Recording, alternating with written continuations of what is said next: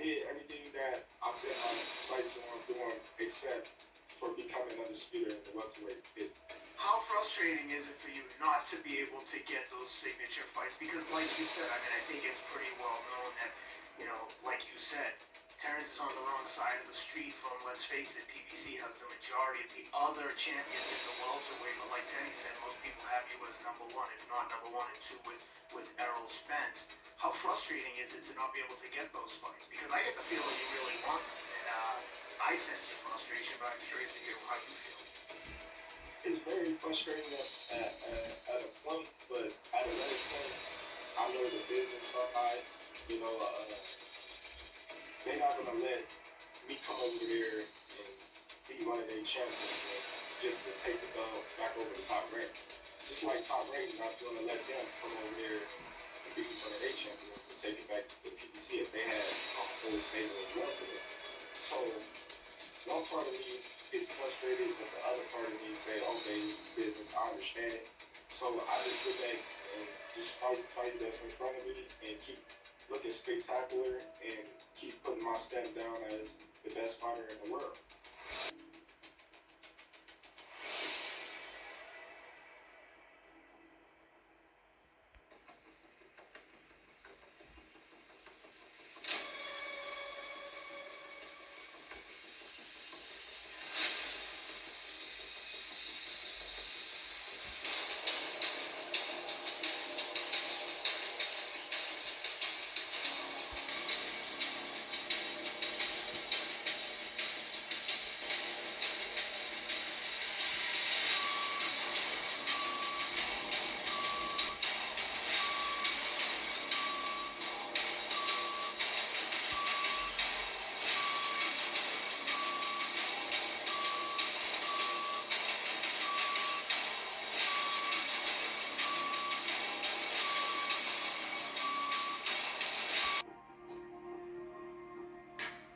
I was always taught to listen to your fighter, and he listens to me, I listen to him.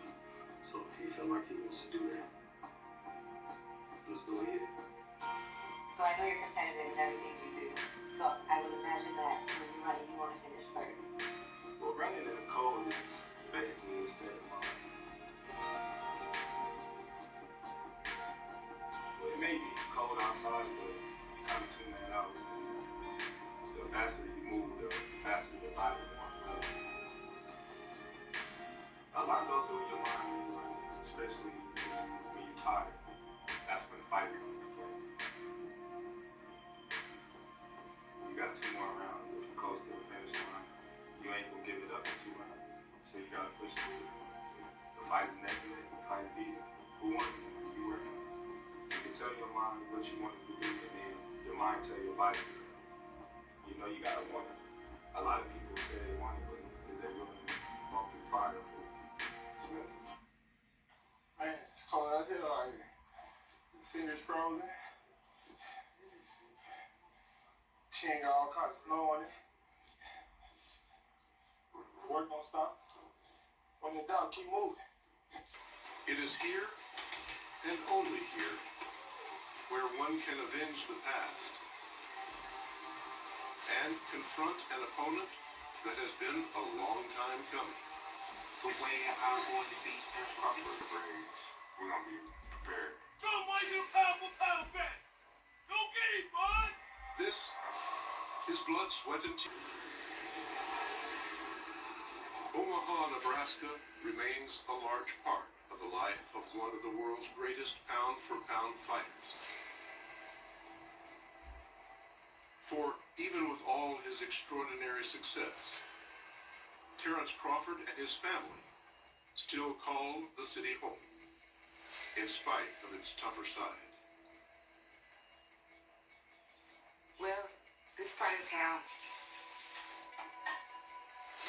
I was hard on him. I'm the mom. Y'all gonna follow by my rules or y'all can get out. He worked hard. He'd get up early in the morning. I'd be like, where you going? He's young. He could be a blizzard out there. He out there running. Running in the snow, just running. And he used to always say, Mom, I'm gonna be a millionaire. I When we was young, I told Bud, no matter what nobody tell you, whatever you put your mind to, you can make it, baby. Just put your mind to it. And I said, just stick to it, Bud. I said, you good in boxing, stick to it. I said, you gonna go somewhere. With his family behind him, Terence found another home inside the gym.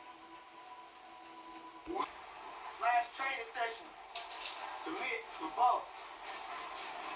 None of us had it easy growing up in North Omaha. There's a lot of violence, and drugs, and gangs, poverty. It was hard. It was hard to stay focused on boxing when you had all that around you. But the boxing was just right dead in the center of all of that. And so we had an outlet to go to try to escape whatever was on this corner or that corner. We would go to the boxing gym. And the boxing gym gave you hope. We love you, bro! That's right! Once you got boxing on your side, you always got something to look forward to. If it's the next fight or even going to the gym later on that day, you always had that to look forward to, and being on the streets and being with your partners every day in and day out, and not getting nothing accomplished.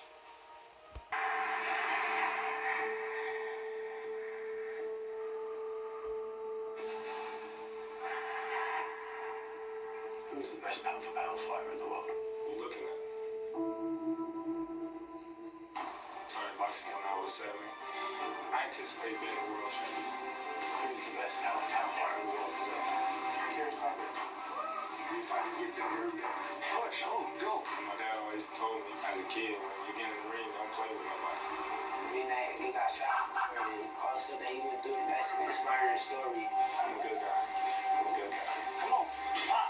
He's the best all-around athlete that I've ever seen. I'm a fighter. I'll fight. I don't think anybody has seen Terence Crawford in his prime. Me becoming undisputed, that was a great moment for me in my career and my legacy. Who gets better? Terence actually gets better as the rounds go on. I think that is the best pound-for-pound fighter in the world. One of the best fighters in the world, so we're gonna be prepared for everything that he brings. Like, if I don't hold my own the first day, send me home. You know, and we went down there, and the first day, it was like, whoa. It was like, what's your name? I was like, Terence. And he tried to buy me out my contract. Tim tried to buy me out my contract because he was just like, you not a sparring partner. He was like, you're a world champion. He was just like, I don't know what they doing sitting on you, but you need to be out there to the world. He was like, if they don't want to do nothing with you, I'll do something with you. So he called my manager up and asked him how much he want for me. And it was just like, nah, we ain't letting him go. In many ways, your breakout win was Brady's Prescott. Would you agree? Well, that was a fight that was televised on HBO. I was a late replacement. I was the co-main event. Brandon Rios, Michael Alvarado, I believe. That's the fight that a lot of people started taking notice of who I really was, and that's the fight that put me on the mainstream. And I see you speak very fondly of your victory over Ricky Burns in Scotland. And for the longest period of time, you said that was the best night of your career. Is that still the case? That's when I fulfilled all my dreams, was becoming the world champion. That night, I don't think nothing can replace that night as of now. And beating Gamboa took you to the next level, didn't that? Took you almost into the elite status. Yeah, that's a fight that a lot of people thought that I was going to lose. You know, some people would say they wish me the best, but they think that I'm over my head at this fight. But, you know, they gave me my props after the fight. Is he the most similar style that you fought to Amir Khan? Not even. I believe they have different styles. They both have fast hands, but one thing about Gamboa, he was short with fast feet as well. Sometimes I misjudge his placement.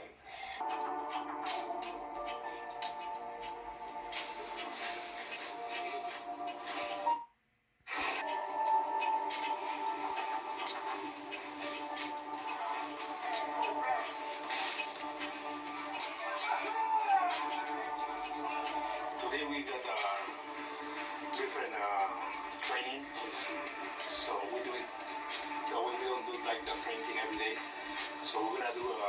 studio would quit next month. Is this business? Is this the office? Or do you enjoy it? It's both.